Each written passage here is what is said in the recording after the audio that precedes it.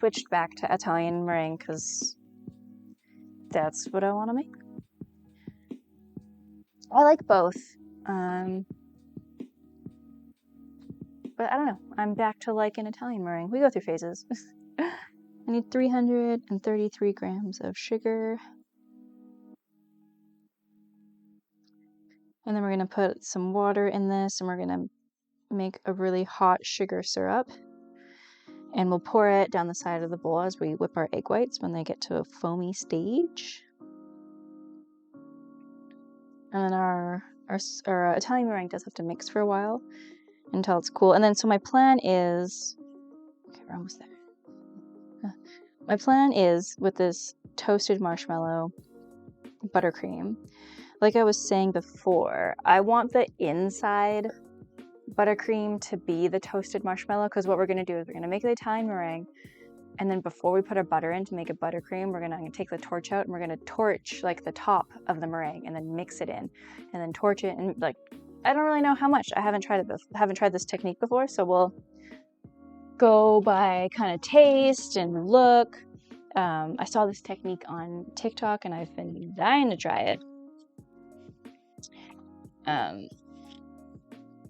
And yeah, the TikToker that I saw do it, they kind of said like toast to your heart's content. Like it wasn't really like toast for 5 seconds or 6 times or anything. So we'll have to do some experimenting.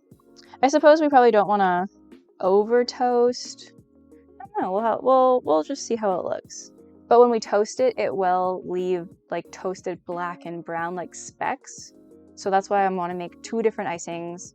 So I think we'll make 1 Italian meringue. We'll split it into maybe 2. Well, I have a little bit of leftover icing from last week's cake that I pulled out of the freezer this morning, which might not actually be warm enough for us to mix up because I should have pulled it out last night or earlier this morning. Yeah, maybe, I don't know, we'll kind of, let me think about how much inside icing I need. Yeah, maybe we'll do 50-50 just to make it the math easy. And I think that'll be probably pretty good. But yeah, we'll split it. So I'll take out half. And ooh, should I make the buttercream first? We'll split the butter in half too. So we'll have to mix them up both. But maybe I'll do the regular buttercream first. We'll take that out and then I'll put the meringue back in and then we'll do the toasted. That way at least I'll have icing that works. It might not work out. I don't see why it wouldn't work out though. Oh, bad deck! Hey, congrats watching it with Jumpin' Jelly Me. But I'm currently near death with a man cold. Oh no. I know all about man colds with when officer gets sick. I hope you get well soon. Oh, but not really. Not really, but like really? Maybe? Officer is such a baby when he's sick. It's endearing, but also like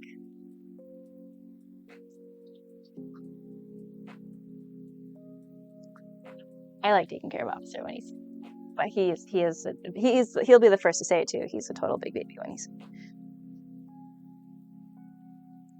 We actually, it's true. Keep me in your thoughts. Well, it's the red hair. The red hair that does it. Yeah, that must be it. The red-headed man cold. Also forgot to mention, but the new apartment, I get my own room finally. Oh, that's awesome. Nice. That's exciting, Misty. And do you say how's Ollie? Ollie's doing good. Ollie and Piper are good. I unfortunately have had to spend over $1,000 on both of those dogs going to the vet this month, or last month. March was a very expensive dog month. Ollie ate a bunch of cat food, had a big allergy episode, needed 2 rounds of antibiotics and 2 weeks of ear drops. And then every time I go to the vet, like, it's so annoying when you go for a recheck. They're like, oh, you have to come in for a recheck, and they like redo an exam, and then you have to pay for a full exam again. Like, that's what I used to go to. The recheck you didn't have to pay for. It was like, you're coming back, we're just checking if everything's okay. And Actually, did I bring them? Oh, I did. Didn't. Brought my thermometer over here. And then Piper needed her vaccines up to date. And then, so I go in and it's like, vaccines are really expensive these days. I don't remember them being so expensive. And then that first time we went in, they like looked at her ear, like did a whole checkup, looked at her ears, and they were like, oh, a little bit of inflammation one, but like looks fine.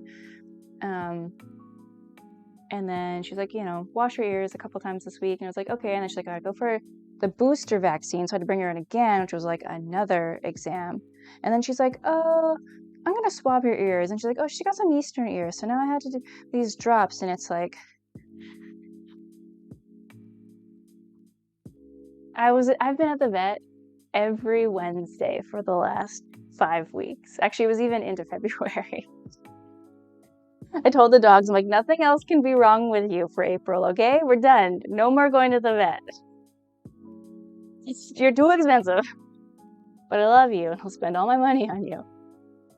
But that's it. We're good, okay? You gotta wait, like, at least a few more months before we have to go back there. I text my BF, I need cuddles when I'm sick. I'm the weenie, not him. I can also be the baby when I'm sick. I can be the baby. Officer and I recently both got COVID for the first time. Actually, it was a month ago. Actually, I think it's a month ago exactly. I came home with COVID. When I traveled to New York, I got COVID on the airplane, I think. But I was sick first, and Officer took really good care of me. And then he started getting sick, and then I was still sick, and we were both struggling so hard. But then I started feeling better, and then I could take care of him a bit better. But that took us a while to get over. But we were both, it was both of us babies. We were both like, we're both babies. It was a hard time. Yeah, men aren't expected to be sick. We're not expected to work and produce. But when we do get sick, sometimes we do milk it to hell. Feel that. Oh yeah, Ollie ate a tub of Vaseline yesterday. That's true. He did. Small one. Just like one of those small ones. It wasn't one of the big ones, thankfully. Apparently it's non-toxic to dogs. He should be fine. He had a good poop this morning though. So I think he's good. Oh, did your fashion designer, my cat's ate thread out of the machine. Oh my gosh, $2,000 for surgery. That's horrible. Oh. And don't you hate when it's like something that you could have prevented, It's like, oh, maybe you shouldn't have had your thread out. Or like Ollie's, like when Ollie eats things he shouldn't, it's always like, oh, I left it out. Or left it somewhere where he could get it. Or like the gate got left open and like he got into the cafe. Like it's always like an accident. It's always like something that was preventable. And it's like, why did this? Because I don't get mad at Ollie anymore for when he like gets into things, because it's usually something I've left out. Like I know better than to leave something out that he can get to because he has no like willpower. If he finds it, he eats it. It's not his fault. So I get mad at myself. It's like, why did I leave that out? Or like, oh, the gate got left open. It's always my fault. So yeah, it's not their fault they had to go to the vet so many times this month, but I asked if they could help be a little proactive. Like, okay, dogs, Piper, Ollie, can we maybe try to not eat things we shouldn't, Can we help mom and dad out, please? Oh, but Dutch Von Mel, that's $2,000 for surgery. I had to go to the emergency clinic or emergency vet once, and it was like $1,200 or $1,300. That was not fun. Oh, Baxter is currently on steroids for an autoimmune disease, going on month 3. Oh no. Hope this month is better for me. Yeah, thanks. I hope Baxter gets feeling better too. That's too bad. Ollie's had to go on steroids for his allergies before they've prescribed steroids, and I hate when he's on steroids because he turns into like a little jerk. He's like such a jerk when he's on steroids. He's like, I don't like taking him to dog parks. He's like more aggressive. He's like cranky and irritable. I notice a big difference. So I hope Baxter maybe doesn't have that kind of response to them. Perkins, hey. Hey. How are you, Perkins Own? You wouldn't expect a pet to eat something we consider odd, but they do. Oh, the real Bonkman. Oh, Ollie will eat anything that might be food. Ollie has eaten beeswax candles. He ate a bar of soap. My friends made, I should get this. Oh wait, let me just double check here.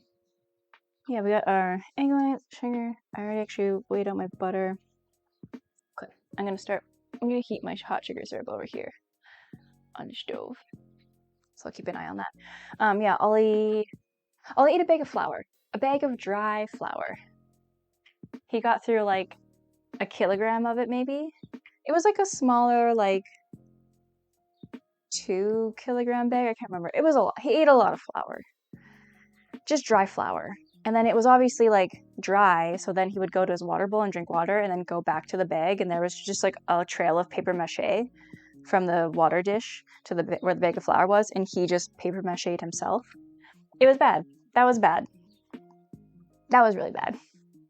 Oh yeah, my friends made soap, and they made their own soap, and part of the fat that they used to make the soap was they saved bacon grease. So I don't know, it didn't, like, the soap didn't smell like bacon fat at all, but maybe to Ollie, because he has like a more sensitive little nose. He ate about half of that bar soap, didn't think he would eat that. What else? Yeah, tub of Vaseline. I don't know, anything that like smells good, he's like, yeah, I'm gonna try to eat that. He loves eggs. He ate a dozen eggs once. Went grocery shopping and had a dozen eggs on the top of the grocery bag. And I think everything that I bought was like in jars and things. And I was like, yeah, that should be fine. He won't eat that. And I was like, he won't eat the eggs. He took the whole dozen of eggs in the back seat and took them all out like one at a time and crushed them, like broke them on the seat. And then there was like fabric seats in my back car, egg smushed all over them. He would like break it and then like lick it off the seat. That one sucked. I had to rent like a steam cleaner to clean my car. It was bad. He's feeling good. He's actually lethargic. Okay, the worst is he's on an infant schedule for peeing out. Oh, so we've been up every hour or two every night since the beginning of January. Oh, yeah. That's tough. That's a tough one. Oh, poor Baxter. I hope he gets feeling better. Hope we can get him off the steroids soon. I think steroids aren't super great for them to be on long term. I know all these allergy stuff can be treated with with steroids, but the vets always tell me like it's best for him to. I guess steroids are just hard on the liver, so he takes Apoquel every day, which is, I guess, not as hard on the organs for him. A bag of flour, yuck. Oh, it was bad. It was bad, Jumpin' Julie Bean. It was real bad. Paper mache. He had like paper mache face and paws. It was hilarious. Very hard to clean up. Perkins, you're good. I was planning on doing some yard work this morning, but it was raining. But at 3 p.m. East here cleared up nice, so I did some yard work now, and I've been watching 65 episodes so far of Player for a week now. It's awesome. Ah, nice. It's nice when like, yeah, it's like, oh, if you're like kind of motivated to do yard work or something, and then it rains, and you're like, oh, I'm not doing that now. But then it clears up, and you're like, hey, I got to do it, and I got to do this other thing. Kind of works out. I was sort of laughing at your dog paper macheing itself. Oh, it was funny. It was funny. It like, and he was like home for like, and what sucked was that I had this bag of flour, and it was like somewhere where he could reach it for like a month. Like it didn't really occur to me that it was something that he might try to eat, and it was there for a long time. But this one day he was finally, I don't know, discovered it or decided like, today's the day I'm eating this flour. And I was out for like a while. Like he was home for, I don't know, a couple hours on his own. And yeah, came home. So he had time. He had time. And he ate a lot of the flour, and it was everywhere. Because he like also like went up on my bed. There was paper mache on my bed, on the floor, water, like, yeah, it was, and it all dried. And I don't know if you've ever paper mache'd anything. It dries very hard. Poor Ollie, like I was trying to like, I couldn't pull it out of his fur because it like dried to his fur, and it was hard. And it was hard. He's got like short hair on his paws and like snout, like I couldn't cut it off. So it took like 3 or 4 days of going to the lake every day and like getting him to swim in the lake, and then just like it would re-soften and I could like pull it out or work it out. It was, yeah. Oh, he's getting weaned down now. Nice. That's good, Jumping Bean. Poor silly guy, yeah. Ollie's a poor silly guy. He does it to himself, though, the things he wants to eat. It's like, oh, I'm going to put our chocolate cake into the freezer now. That it's still like ever so slightly warm, but we'll pop it in the freezer. And we want our hot sugar syrup to go up to 242 degrees Fahrenheit. But once it gets past 230 is when, we're past 230 already. I gotta start whipping our eggs.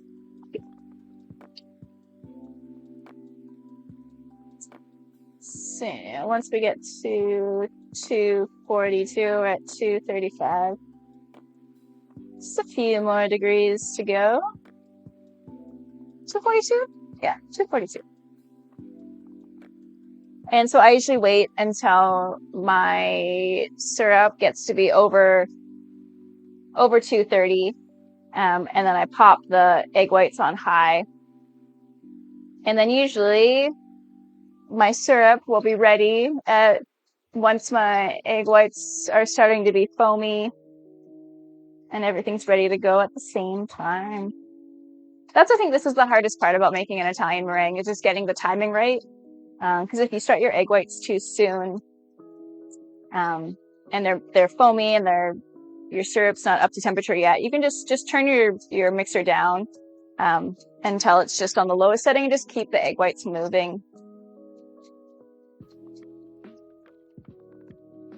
But I find, about once it goes past 230, should be getting warm now. Okay. Our syrup's the right temp. Oh yeah, foamy egg whites.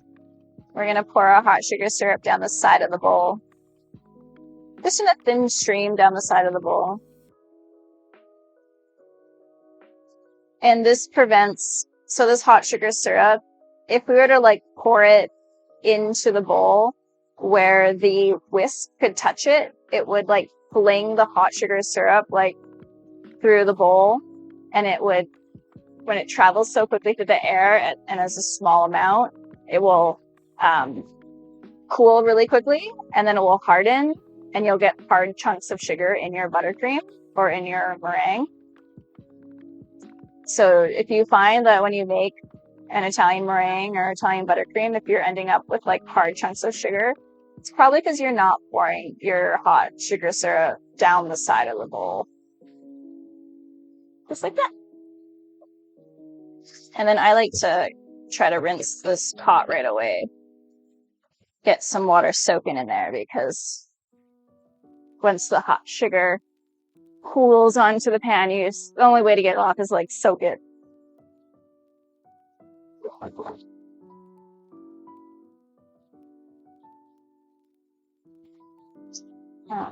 That's actually an adorable story. He was probably best day ever. We get to go swimming. Yeah, Ollie does love to swim. He loves throwing it. If you throw a stick in the water, that's his favorite thing. He's not really into fetch with a stick on land. He loves to play fetch with a ball, not a stick. But in the water, loves a stick. Very particular. Yeah, good thing it wasn't winter. Yeah, I guess it wasn't. I mean, I live on the West Coast, so it's cold in the winter, but it's not the ocean's frozen or anything. Do you prefer Italian or Swiss meringue for pies? I'm more familiar with making Italian meringue, so my default is often Italian meringue. Not that I necessarily like it better. I find it easier. Swiss meringue, you're stirring it over the bain-marie. It's a bit more involved. I think the mixing of Swiss meringue doesn't take as long because it doesn't get as hot. Italian meringue definitely needs to mix longer, but it's also more hands-free. It's got to mix for 8-10 minutes, but and then baking the hot sugar syrup, I find it easier. I think some people think that Italian meringue is a bit more intimidating because of the hot sugar syrup aspect and like needing a candy thermometer, whereas like you don't necessarily need that for Swiss meringue. But I think they're both easy. And the only reason I would say I think I prefer Italian, especially something for like if I'm making meringue for like a pie. I feel so much safer with Italian meringue because I know that those egg whites are like fully cooked, that like Italian meringue is like totally good to go. Whereas Swiss meringue, like you do need to make sure you are getting those egg whites up to a safe temperature. And I always use a thermometer, and I always do. Like I think for, what is it? First, I always like to double check, but I think it's, you got to get your egg whites up to like at least 140 degrees Fahrenheit, or is it 160? I usually find once my sugar is dissolved, it's at a high enough temperature anyways, but I don't know, more like, I just know for sure. It's more stable too. Like Italian meringue is the most stable. I find it more stable than Swiss meringue. I don't think it's necessarily like better. I just like the process better. I'm more familiar with it. So I would say Italian, but yeah, timing is everything. There's so many times jumping jelly bean that I like started my egg whites too soon, and then they're like almost over whipping by the time my hot syrup's ready. Or I've also like started them too late, and then it's like, I don't know which is better. If your egg whites are a little overmixed, maybe undermixed is better. It usually always works out. You put the sugar and the egg whites together and you get something. It works out. But crunchy bits, yeah. Those crunchy sugar bits. My best friend is vegan, so my meringue. Oh, you have to use aquafaba? I've done that once. Duchess Von Mel. I've made aquafaba meringue once, and we did do it on stream, and I did not like it. I did not like it. I did not think it tasted good. It was okay. It just like, for me, I can eat eggs, so I would always prefer regular meringue. And I think it's really cool though, the way that you like how aquafaba does whip up like a meringue. I think it's so cool. It doesn't quite taste the same. It's good though. Like if you can't eat meringue, I think it's a great substitute. Kind of beanie though. What did I make with it? Oh, we made French macarons. I made French macarons, vegan ones. And they turned out okay. I was surprised at how okay they were. I definitely need to try them a few more times, but yeah, it was cool to try the aquafaba out. I did not think it tasted as good though. Too beany, a little beany, got a weird bean flavor to it, but still not bad, just different. Yeah.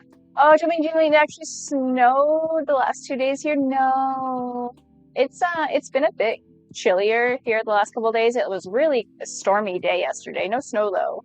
They kept saying like it was gonna snow, but then once we got closer to the day, it turned to rain. So I think we're done with snow here on the West Coast. I hope. And I'm supposed to be rainy and like cold here for the next like week or so, but then I'm hoping it starts warming up. I'm so ready for spring and just like a little bit warmer temperatures. No more snow. Oh, it snowed a lot. Yeah, you're over it. I would be too, Jumping Julie. Duchess, you're over snow too. Oh, you had a massive thunderstorm. And then it snowed. No. I'm curious because I'm trying to avoid French meringue for pies. I've never had any luck with that one. I thought 160. Cool. Now I'm trying to figure out what I like best with lemon meringue pie. Yeah, I always like, if I make lemon meringue like tarts, sorry, we do have to have the mixer on for a little bit longer still, but we're almost done with it, sort of. Well, not really. I like Italian meringue. If I make, actually, Officer has been wanting me to make him like a lemon meringue pie. I've mostly made like small lemon meringue tarts. I don't often make like a huge, like a full-size lemon meringue pie. But when I make lemon meringue tarts, like I just make lemon curd, pop it into a blind baked pie shell or tart shell, top it with Italian meringue, toast it. That's what I do. This is a really nice stiff meringue. Just wanted to give the edge a bit of a scrapey scrape. Maybe I'll put the vanilla in now too, so I don't forget. But yeah, I know more traditionally, I think of lemon, like a lemon meringue pie usually has a French meringue, and then you bake it with it on it.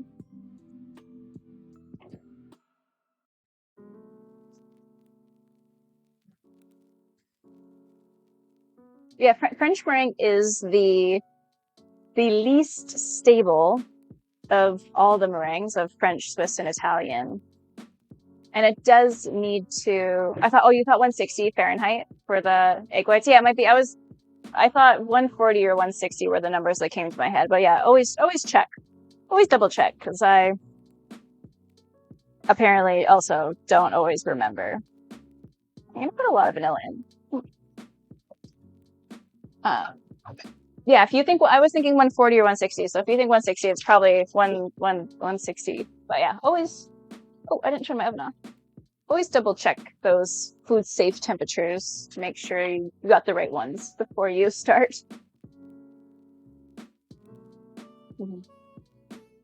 Yeah, it needs vanilla to taste good with aquafaba. Yeah, I wonder if I put vanilla in. I don't remember. I think it was also just like, I mean, it's obvious, like, I don't think aquafaba is ever going to taste exactly like a regular egg meringue. I think I was kind of hoping it would taste closer to it. But I remember I tried it and I was like, I don't like this. But maybe I tried it too, but I don't, it was a while ago. Like probably almost a year ago that we made them. So I don't quite remember. Maybe I tried it before I put the vanilla in. I should give it a go again. It would be cool to making and selling like a vegan, gluten-free French macaron would do very well. So it's probably a recipe that I should test out and try and get better at. Oh, it tastes pretty gross without a good amount of vanilla. Maybe I needed more vanilla. Aromatics are key indeed. Vapin, hi! Welcome to the Pink Patisserie. Yeah, I might have tried it. Maybe I didn't put enough vanilla in to mask the aquafaba flavor. I'll have to try it again. I think aquafaba is such a cool. It's a cool thing. It's so cool that you can whip it up and use it as an alternative. I'm a very traditional baker.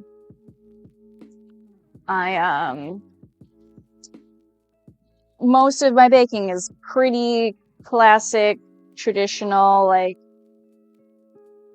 I don't do much like gluten-free, more like modern, alternative. Like I always use eggs and butter, and I don't do a lot of vegan. I don't do a lot of gluten-free. Not my specialty. I can definitely do some stuff, or I do like to experiment. We like experimenting around here. Our youngest is trying to feed our oldest an Oreo with toothpaste right now. It didn't pass the inspection.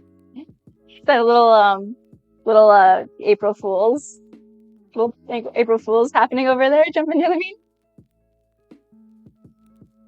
Yeah, Oreos replace toothpaste. Filling is an old prank as well. Yeah, it's a good one. I've never done that one to someone. Oh, I make hummus and then use the aquafaba to make vegan marshmallows. Ooh. Okay, it's good to hear that, like, maybe with like a lot or like extra vanilla, you can make the aquafaba meringue taste better. Because I would be hesitant after the first time doing it. I would be hesitant to make it into marshmallows. Like, I made it into French macarons, so it's like I added almond flour and there was filling. Like, in the end of the end product, like you couldn't even tell it was aquafaba. Like, taste wise, with a filling, I made like a vegan buttercream or something. to fill them with. So I thought, okay, it was good, and I probably would never try to make marshmallows with it because I didn't really like the way it tasted, but I need to try it again. Apparently. Try it with some more. Or actually you can put like other flavoring in too, like not just vanilla, but like I like making peppermint marshmallows for Christmas, and that might be a good application for aquafaba because like peppermint would really probably cover up aquafaba taste. I feel like. Okay, so we're almost gonna be ready to start experimenting. So this is just Italian meringue. We are making Italian meringue buttercream. So once we add butter, it makes it buttercream. But half of this, we're going to make toasted marshmallow buttercream. So I'm going to take out half of the meringue. And then I think the first half we'll just put in butter like regular. I'm just making a regular vanilla buttercream because I want that for the outside decoration of our cake. But then the other half, I'm going to actually put it back in the mixer and we're going to toast it with a torch. Because one way you can make marshmallows is setting Italian meringue with gelatin. This is not gelatin, but this is basically the base of what you can make marshmallows with. And we're going to toast it. We're going to toast it and mix it, and then we'll put the butter in. And it's supposed to make like a toasted marshmallow buttercream. I have not tried it before. This is a test. Oh, my. But we do need what is half of 216? 208.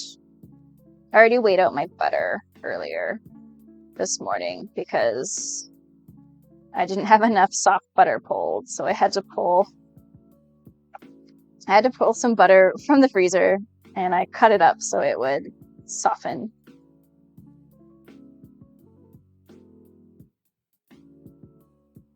But now I need to split our butter in half. Apparently I'm having a hard time doing.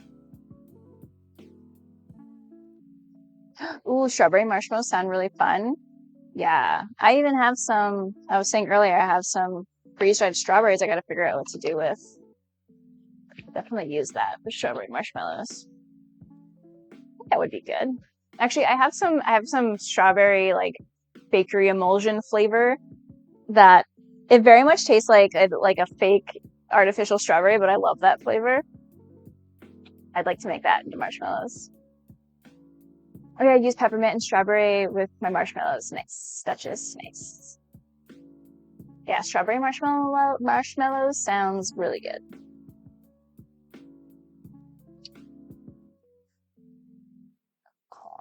So when we make our buttercream, we have to keep mixing our Italian meringue here until it's cool enough that it's not going to melt the butter. We have soft butter. Actually, my butter's like, it's kind of cool in here. It's cold outside today. It's like 9 degrees outside, and actually my door is open a crack. I should close it. So I do feel a little bit of a cold draft, but we do need to use soft butter. Soft room temperature butter, ideally, when we mix it into our buttercream. And we want it to stay a soft butter. We don't want, this meringue was previously very hot. If we melt the butter, if your meringue is too hot and you melt the butter, you're not going to get a nice buttercream. It might sip it, right? It's hard to fix. I find I haven't done it in a long time. Sometimes I get a little impatient though, and I'll like, oh yeah, the meringue's a little warm, but it's okay. I can start putting my butter in. And sometimes I'm lucky where maybe only the first, because once you start putting the butter into it, it'll help cool down your meringue. But I wouldn't get like, if all your butter melts. Like melted butter is a very different product than like room temperature or cold butter is solid. But once you melt it, and when you melt butter, it kind of separates like into the fat and water milk products, milk fat. Doesn't make buttercream the same. So we want to keep it soft. Stick my finger in there. It's not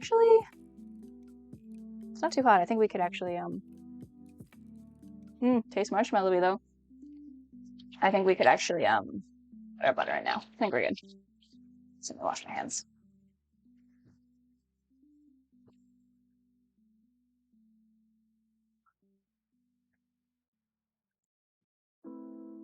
I want to have an excuse to make really good buttercream watching this. Yeah, make some buttercream. Make that buttercream. It's Officer's favorite. He loves having buttercream around. Okay, so I was trying to figure out, I didn't want to make 2 batches of icing because I want to make some the toasted marshmallow and some just vanilla. So I actually weighed my bowl first because I need to split this in half. Okay, so together it's 1,284 grams. Gotta do a little math. Let's get the calculator out because I can't do math in my head. 1,284 minus 765. All right. So we've got 519 grams of meringue. What's that? Oh, Mind Out of Order. Oh, I like that name. Thanks for following. That's a good name. So half of that is 259.5. Looks like 260. Nice. Okay, so I'm going to, if I take out 260 grams of meringue, that'll be half. Meringue is like mostly air, right? Like it's the egg whites whipped up and with the sugar holding all the air. It's so crazy that all of this meringue in this bowl is only 500 grams. It's very light. Very light. Very voluminous. I love the science behind meringue and egg foams. It's just so cool because what happens is it's the proteins in the egg whites. Oops.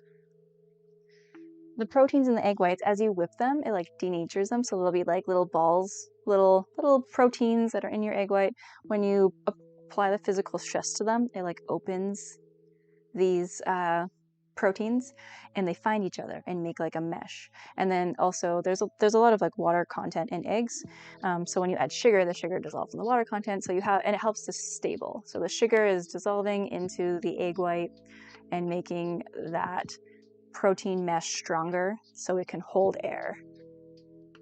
So really, like a meringue, it's a liquid, just liquid egg white that has sugar dissolved into it, holding air. So it's like a liquid holding air, but then it looks like this is like a solid thing. I think it's so cool. It's so cool. And it's actually in the proteins, there's sulfur groups along the protein, and it's the sulfur-sulfur bonds that are the strongest bonds in the egg white. And so when you're mixing it, those sulfur-sulfur bonds are finding each other. And the more you mix it, the like tighter and tighter and stronger those sulfur bonds get. But you can get to a point where like you're making this mesh and your sulfur bonds are getting more and more tighter. If you over mix your egg whites, what happens is it's like you've over mixed it, they're getting too tight and they kind of collapse on themselves. And then you'll get just like a pool of egg whites on the bottom because they can't hold the air anymore. They're too tightly bound. And also sulfur-sulfur bonds, they like to find each other and bond the best when your eggs are more alkaline. So older eggs will whip better than new eggs. If you like have a freshly hatched egg and you try to whip that egg white, it's going to be very hard because the pH of that egg white is basically neutral. It's close to neutral. You can still whip them, but it'll be a lot harder because those sulfur-sulfur bonds are like, nah, we're shy. We don't really want to hang out. We don't really want to bond up. But if you wait over time, an egg white becomes more alkaline. And that's also why, like, when you hard boil an egg, you know, sometimes the egg yolk will get kind of gray. And that's because that egg is older, the egg white has become more alkaline, the sulfur has become more reactive with the iron in the egg yolk. So you have a reaction between the sulfur in the egg white and the iron in the egg yolk, making that gray. So a newer, freshly hatched egg will not get gray. An older egg will get more gray because of the alkalinity of the egg. and how long it's been aged. So cool. So cool. And so when recipes say like add a little bit of acid, like a little lemon juice or a little vinegar to your meringue, or like using a copper bowl, does the same thing. People will often say that like the acid like denatures the egg protein, but it's actually you're just, if your eggs are aged, which normally if you buy your eggs from a grocery store, they are more aged. Like, that chicken laid that egg who knows how long ago. It had to go through all the packaging, shipping, everything to get the grocery store for you to bring it home. So most eggs that you buy from the grocery store, they've been aged a bit. So they'll whip up pretty good. But what you can do, like if your eggs are, to prevent them from overmixing, and if they're whipping up really well, if you add an acid, it helps to bring the pH up. So then the sulfur-sulfur bonds don't want to react as quickly. So you have a bit more time, a bit more control over, you're just manipulating the environment that the egg whites are being whipped in. And so same with a copper bowl. Copper will actually react with the sulfur-sulfur, or with the sulfur bonds, preventing more sulfur-sulfur bonds from forming. So you have more time. When you mix egg whites in a copper bowl, or if you add an acid, you're just giving yourself more time to be able to mix the egg white. So you have a better chance of not overmixing them. That's it. That's all the egg science. Watch me whip. Watch me. Hey, Fairy, how are you? Also, thanks for the hydrating. I have to make excuses and make things. You said this once a year ago and I made it. Oh, no. Okay, so we're gonna make this half of the icing just good old regular vanilla buttercream. And then this is the half that we're gonna torch and turn into hopefully a toasted marshmallow cream. I'm so excited to see if this works. I love to experiment. Fairy, how are you today? In Browntown Sound! Browntown, watching you with Brown Mom. Maria says hi.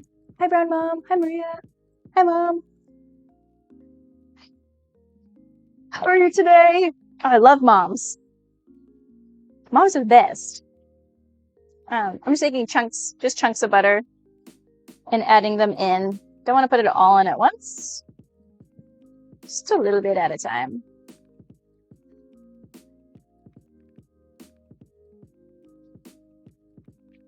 My butter does feel a little bit cold, but I think it'll be okay.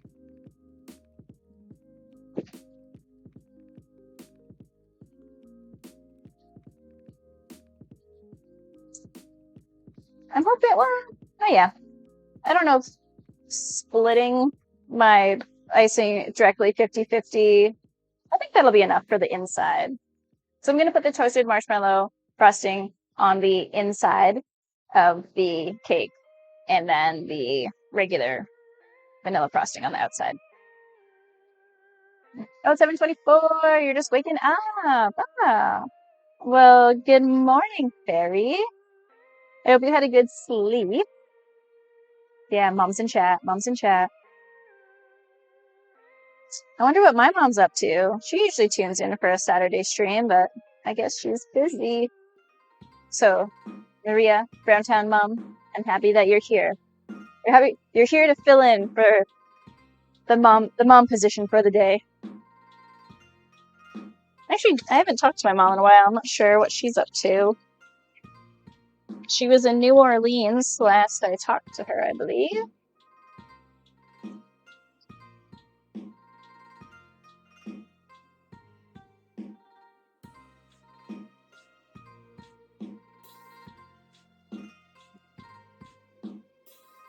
She liked that and smiled and said hi. Yay, moms. I think my butter was almost a little bit cold. I'm just gonna keep whipping. Whip it up. Okay, I need my torch. One of my favorite kitchen tools. So we're gonna toast some marshmallows. I don't need it on quite yet. Actually, I might.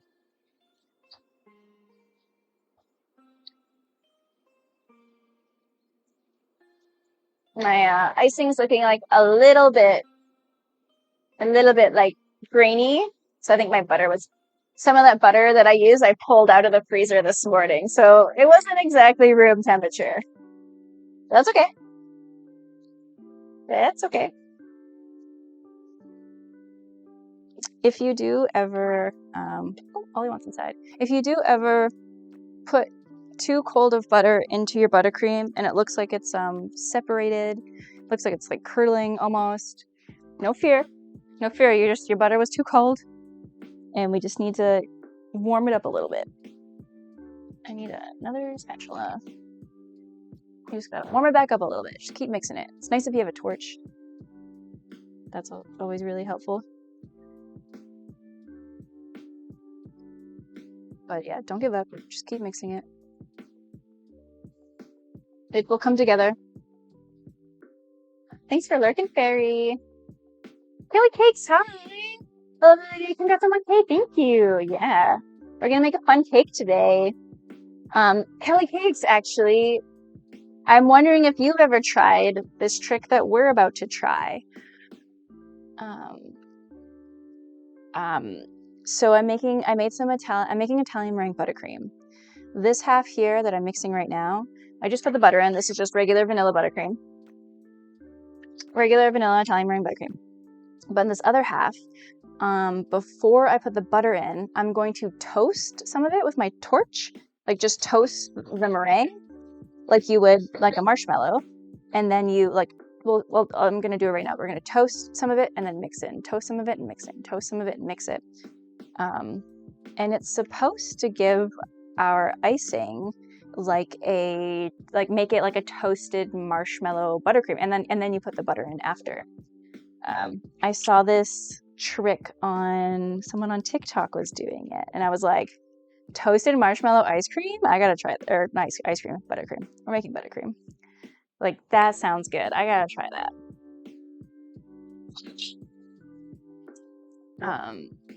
It will put like flecks of the toasted marshmallow in our icing. So I'm making some just plain vanilla buttercream for the outside decoration, because I don't want the outside decoration to have the flakes. But for the inside of our cake icing, I wanted to try this toasted marshmallow buttercream. I've never done it before. Yeah, I got the toasty flavor in it. Sounds good. You haven't tried that? Yeah, sounds very yummy. Would make a killer s'mores cake. Yeah. Yeah. I was thinking of making this cake actually into a s'mores cake, because I'm making a chocolate cake. Well, we made chocolate cake already. It's in the freezer. I actually, yes, when I was thinking about it, I was like, oh, I could make like a vanilla cake and maybe like incorporate graham cracker crumbs into the cake and try to make like a graham cracker flavored cake. And then I could make some like chocolate ganache for the inside and then ice it with the toasted meringue buttercream. And then this morning I was like, oh yeah, I have everything that I need. I don't have to go to the grocery store. And then when it was too late, I was like, oh no, I don't have cream for the ganache. So I kind of changed my plan. So this time we're just doing chocolate cake. But I would like to try it as like a s'mores cake. Where do I put you? Regular buttercream made. I think I'll be okay. I mean, there's definitely still there's like a little bit of, I wonder if it matters that there's a little bit of fat in here. I think it just, oh, maybe I should have done this one. Oh, but I would have spikes. Sorry, I'm thinking out loud. I think it'll be okay. Whoa. So this is the other half of the Italian meringue that we're gonna toast and add butter to. But I don't know. I hope that this like works and tastes delicious. I think this is such a neat trick. Like, what a neat trick. If this works, I have to try it. I was also craving my caramel mousse cake. This stream is dangerous. I know. Watching people make delicious things is like, no, I want delicious things. Okay, yeah. So this is the rest of the butter, but we're gonna wait to put the butter in. This is just Italian meringue, so I'm gonna toast it. Oh, actually, maybe I want to get a little video.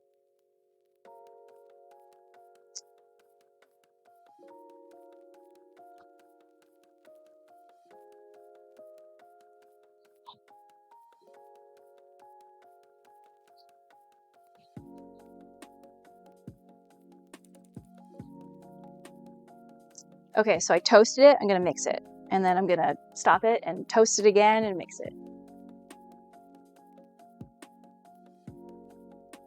Toasted. Mix it in. And then we start. Oh, it smells so good. Oh, do you need to go outside? Is that what you want? Do you want to go outside? Okay, no, you're not going over the door like you want to go outside. What do you want, dude? Do you want to go outside?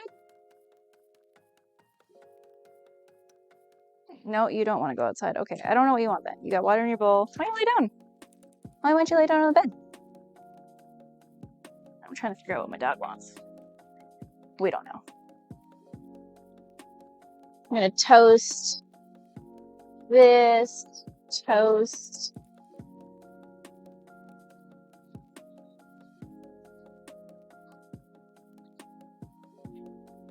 Ollie, get away from that.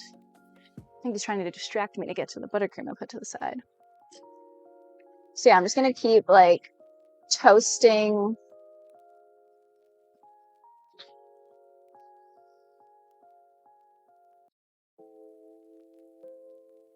Maybe I should scrape the bowl. I wonder, there was a little bit of like butter since we did that first. I think it's still gonna toast okay though.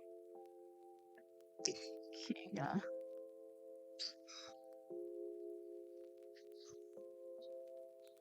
Just gonna keep toasting sections.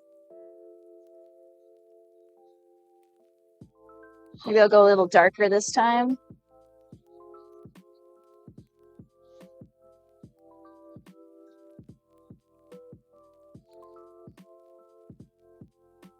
It's very fun. It smells so good. It smells like toasted marshmallows in here.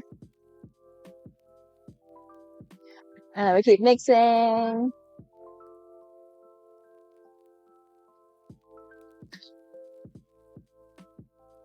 My meringue has deflated a bit, but I think that's because there was still like a bit of butter. Like I didn't wash the bowl and the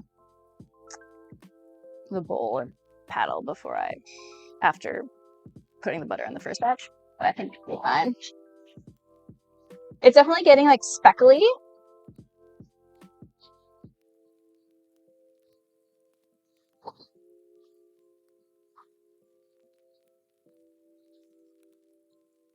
Maybe after this round, I'll give it a little taste. See if it's tasting. Julie and Michelle, hello. What are you baking? Well, we made a cake.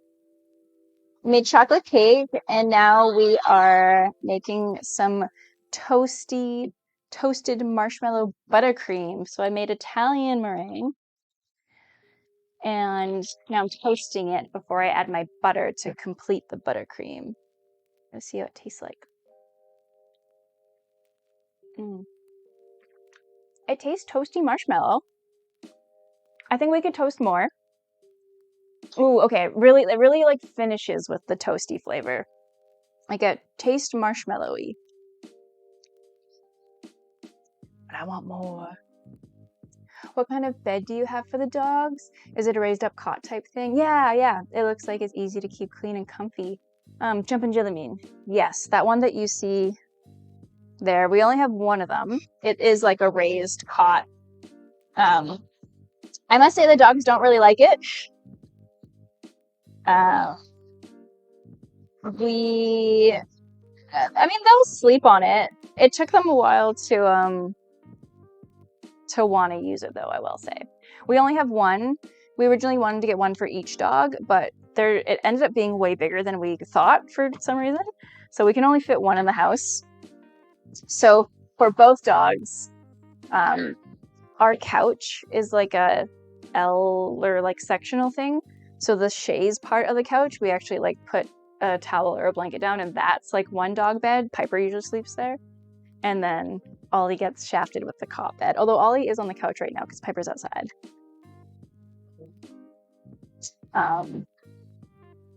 So they would prefer to sleep on the couch, obviously.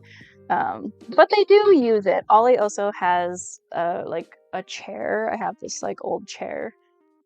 It's like it's not a recliner, but it's like a fabric foamy chair. that he likes to sleep in too. So Ollie has a chair, Piper has the bed. They share the cot.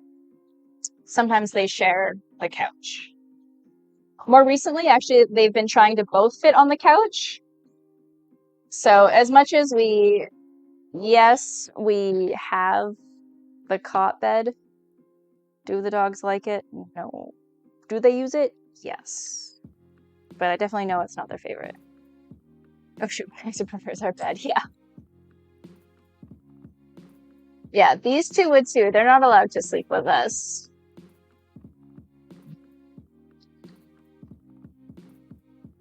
Yeah, these two doggos, oh man. Sometimes we invite the dogs into bed to sleep with us, but like, they're too big between the two of them. Ollie's okay to sleep with because he'll like spoon you. Like Ollie's like the perfect little spoon. He'll like, he'll sleep lengthwise with you. Piper's like, no, I'm sleeping perpendicular to all of you, and takes up the whole like bottom half of the bed. And it's like, okay, Pipes, you're too big for this. You're too big. Okay, I think this is like as toasty as we're gonna go. It's a little bit off-white. It's got lots of toasted chunks. Oh yeah. It tastes like a toasted marshmallow. I'm hoping that it will retain some of that toastiness. It's like fairly subtle, and butter is such an overpowering flavor. But it tastes like a toasted marshmallow. This tastes really good. Now, I think I will try this again. I think next time, like, because I was going to make half of the icing regular, and I did, in the first half, I did put the butter in. I think that I would not do that. I think I should have cleaned the bowl. I think I should have cleaned the whisk and then went to mixing this one. Because I think there was some butter in it, which maybe deflated. Also heating it probably melted some of that butter. So I'm hoping that this does mix up into a nice buttercream, because I'm not too sure if it's going to. My like nice stiff Italian meringue, which toasting it shouldn't make it so schloopy like this. I think because there was still butter in the bowl. I kind of thought it'd be okay, but I think this will. Let's see. We're gonna start adding our butter now. Hopefully it will come into a nice, luxurious buttercream. Mm-hmm.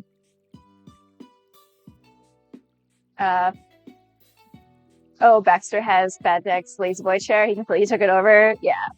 That's kind of like, I have this green chair. It's not like a lazy boy, like it doesn't recline and stuff, but it's like a comfortable like living room chair.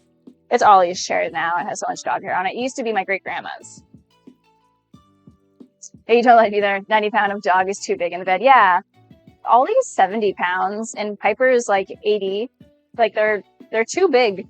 But we do invite them sometimes. Like if one of the dogs is sick or not feeling well, sometimes we'll have one of them come sleep with us. But Frank also doesn't like Frank sleeps with us, and Frank doesn't like it when the dogs are like in the back. Our bedroom's in the back, so that's Frank's zone. Back when I had 2 dogs, I didn't let them sleep on the bed just because we were going to bed. Didn't necessarily mean sleep. Yeah. Ollie, if you move around too much at night on the bed and you're like trying to sleep with him, he'll get up and leave anyways. He's like, no, you're moving too much. I'm out of here. I'm out of here is what he says. I like sleeping with the cat. Frank likes to come and snuggle. Like he comes and lays on my chest or like in my kind of arm crease, or he sleeps at Officer's feet. I think he usually starts like the night, like if we're like getting into bed and like looking at our phones or whatever, he'll like cuddle with me, and then as soon as I fall asleep, he's like, okay, now I go sleep with Dad. Because I always think that he sleeps with me, but Officer says that as soon as I fall asleep, he comes over and hangs out with Officer. So I don't know, that's the general routine. But yeah, I'd much prefer to sleep with Frank. He's a way better sleeping buddy than the dogs.